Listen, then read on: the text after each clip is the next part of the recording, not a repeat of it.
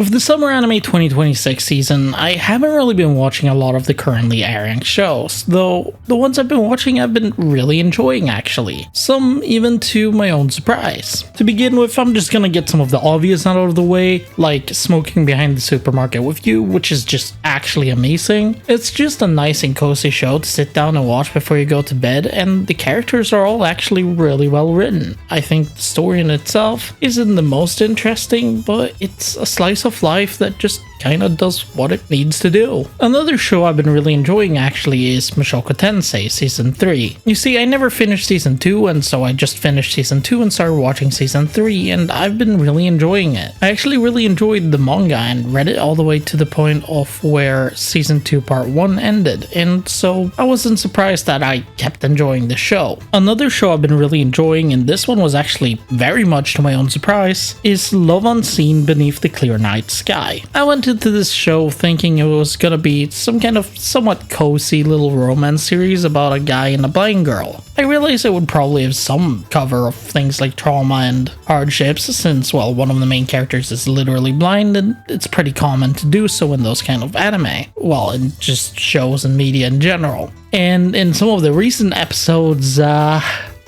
was proven wrong. But I've really enjoyed it. I am a big sucker for anime that cover things like trauma, illnesses, and so on. Some of my favorite anime are things like Wolf Children, Makia, and Your Lie in April, which all are pretty depressing movies and, well, shows. So I have some pretty thick skin, but I do tend to cry during a lot of these. But I've also decided that I do want to read the light novels, so I'm gonna pick it up whenever I am done with The Apothecary Diaries Volume 10, since I anyways need to wait for Volume 11's physical release. The last show I've been watching so far, I meant it when I said I haven't been watching a lot, is Though I Am an Inept Villainess. I kept seeing this show compared to The Apothecary Diaries, and so as someone who is a bit of a fan of The Apothecary Diaries, but I was pretty surprised when I found out that this show and The Apothecary Diaries aren't actually that alike. I mean, yes, there are similarities, both do take place in Imperial China, but they are not as similar as some people made them sound.